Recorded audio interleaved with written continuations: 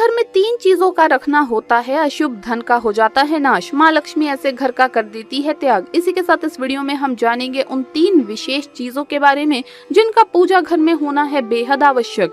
अगर घर में सुख, समृद्धि व धन की कामना करते हैं तो ये 3 चीजें पूजा घर में होनी है जरूरी। स्वयं भगवान श्री कृष्ण ने बताया है इनके बारे में, तो पूरी जानकारी के लिए इस वीडियो को अंत तक जरूर देखिएगा। नमस्कार दोस्तों, स्वागत है आप सभी का एक बार फिर से। दोस्तों सच्ची श्रद्धा से कमेंट्स में जरूर लिखे हर हर महादेव, जय श्री कृष्ण। प्रत्येक मनुष्य अपने घर में एक छोटा सा पूजा घर अथवा मंदिर अवश्य बनाता है, जिसके अंदर वो अपने सभी प्रिय देवी देवता तथा उनसे जुड़ी महत्वपूर्ण चीजें श्रद्धा भाव के साथ रखता है।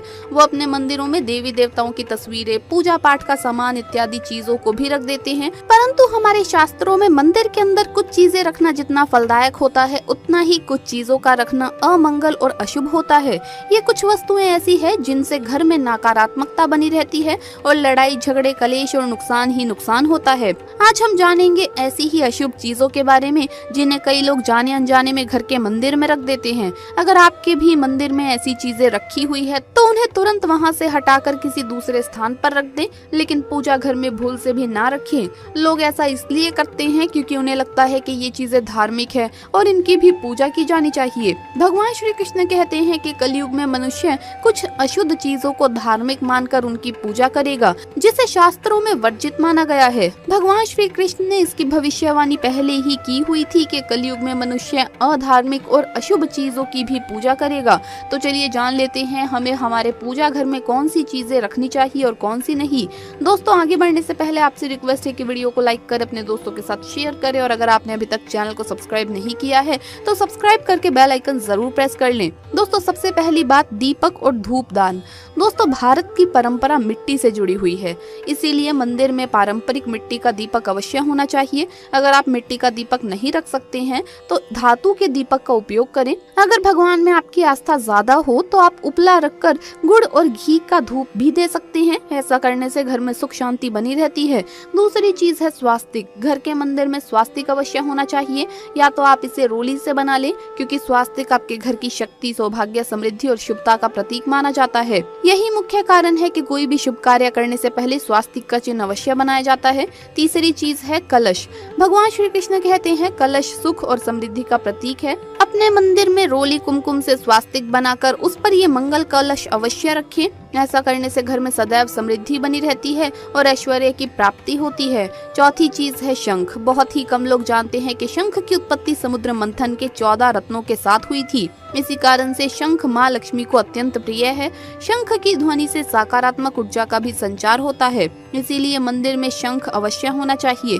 शंख की घर में उपस्थिति से माँ लक्ष्मी भी प्रसन्न होती है और उस घर में कभी भी धन की कमी महसूस नहीं होती।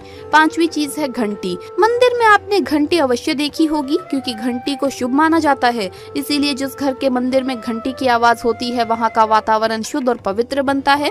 जिस घर में पूजा के दौरान घंटी बजाई जाती है उस घर के आसपास की सभी नकारात्मक शक्तियां दूर हो जाती है और साथ ही सुख समृद्धि के द्वार खुलने लगते हैं। तो दोस्तों ये है वो वस्तुएं जिन्हें घर के मंदिर में जरूर रखना चाहिए।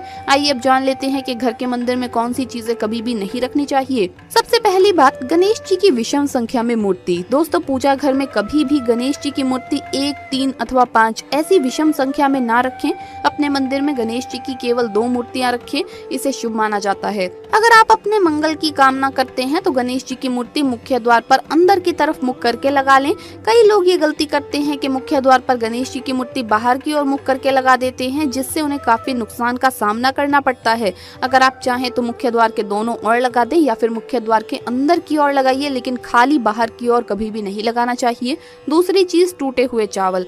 अपने मंदिर में कभी भी टूटे हुए चावल ना रखें। इसके साथ ही पुराने चढ़ाए हुए चावल अधिक समय तक ना रखें, ये नकारात्मक ऊर्जा फैलाते हैं। ये बात भी ध्यान रहे कि आप मंदिर में रखने वाले चावलों का इस्तेमाल हल्दी में भिगोकर ही करें, इससे अधिक शुभ परिणाम मिलेंगे। तीसरी चीज है पूर्वजों की तस्वीर। अगर आपके घर के मंदिर में आपने पूर्वजों की तस्वीर रखी हुई है तो उसे तुरंत वहां से हटा दें, क्योंकि वास्तु शास्त्र में पूजा घर में मृत परिजनों की तस्वीरें रखना अशुभ माना जाता है। इससे अशुभ परिणाम प्राप्त होते हैं। मृतक परिजन पूजनीय और सम्माननीय है। किंतु उनका स्थान देवताओं के बराबर नहीं है। मृत परिजनों की तस्वीर घर के पूजा घर में रखने से पूजा घर का वातावरण भी नकारात्मक बन जाता है, जिसका अशुभ परिणाम हमें भुगतना पड़ता है। कई लोग साधु संतों की मूर्तियां अथवा साधु संतों की तस्वीरें भी पूजा घर में रख देते हैं, लेकिन ऐसा करना अशुभ माना जाता है। अगर आप किसी साधु संत को मानते हैं तो उनकी तस्वीर दीवार पर लगा सकते हैं, लेकिन पूजा घर में भूल से भी ना रखें। भैरव जी और शनिदेव की मूर्ति। दोस्तों, घर के मंदिर में भैरव जी, शनिदेव अथवा काली माता की मूर्तियां भी नहीं रखनी चाहिए। इसी के साथ ही माता लक्ष्मी की खड़ी हुई मूर्ति की भी पूजन नहीं करना चाहिए। माता लक्ष्मी सदैव ही बैठी हुई मुद्रा में होनी चाहिए, तो इस प्रकार से हमें पूजा घर में इन मूर्तियों को नहीं रखना चाहिए। आइए अब जानते हैं उन विशेष वस्तुओं के बारे में जो आपके पूजा घर में जरूर होनी चाहिए। इन चीजों के पूजा घर में होने से घर में होती है धन की वर्षा, माँ लक्ष्मी करती है ऐसे घर में स्थायी रूप से वास। दोस्तों, पहली चीज है गंगा जल। हमारे शास्त्रों में गंगा जल को अत्यंत पवित्र माना गया है, इसीलिए पूजा घर में गंगा जल का होना अत्यंत आवश्यक है। गंगा नदी सभी पापों को नष्ट करने वाली तथा सभी व्याधियों का नाश करने वाली है, इसीलिए अगर आपके पूजा घर में एक तांबे के छोटे से पात्र में आप गंगा जल भरकर रखते हैं तो इससे आपके पूजा घर की शुद्धता बनी रहेगी और आपको आपकी पूजा का संपूर्ण फल प्राप्त होगा। दोस्तों, दूसरी चीज है कलश। शास्त्रों में कलश को पूर्णता का प्रतीक माना गया है, चाहे वो सत्यनारायण की पूजा हो, दीपावली हो, नवरात्रि का पर्व हो या फिर किसी भी प्रकार का उत्सव हो तथा मांगलिक कार्य हो, कलश की स्थापना किए बिना सब कुछ अधूरा माना गया है। पूजा में कलश का उपयोग देवताओं का आवाहन करने के लिए किया जाता है। ईश्वर के सामने तांबे के कलश में पानी भरकर रखना इतना शुभ होता है कि अगर हम अपनी रोज की पूजा करते समय भगवान के सामने तांबे के कलश में पानी भरकर रखें तो उसका चमत्कारी प्रभाव हमें अवश्य देखने को मिलता है। इसीलिए मुख्य रूप से तांबे के कलश का उपयोग करें। पूजा में अगर किसी सामग्री की कमी रह जाए तो परेशान ना हो या पूजा बीच में ना छोड़ें। ऐसे में भगवान को चावल और फूल चढ़ाइए और मन में ही उस चीज का ध्यान करें। प्लास्टिक की बोतल में या किसी भी अपवित्र धातु के बर्तन में गंगा जल कभी भी नहीं रखना चाहिए। अपवित्र धातु जैसे एल्यूमिनियम और लोहे से बने बर्तन, गंगा जल तांबे के बर्तन में रखना शुभ रहता है। केतकी का फूल शिवलिंग पर अर्पित नहीं करना चाहिए। किसी भी पूजा में मनोकामना की सफलता के लिए दक्षिणा अवश्य चढ़ानी चाहिए। माँ लक्ष्मी को विशेष रूप से कमल का फूल अर्पित किया जाना चाहिए और अगर आप ये शुक्रवार के दिन करते हैं तो कई गुना लाभ मिलता है। इस फूल को 5 दिनों तक जल छिड़क कर पुनः चढ़ा सकते हैं। हमेशा इस बात का ध्यान रखें कि कभी भी दीपक से दीपक नहीं जलाना चाहिए। दोस्तों, शास्त्रों के अनुसार जो व्यक्ति दीपक से दीपक जलाते हैं वो रोगी होते हैं।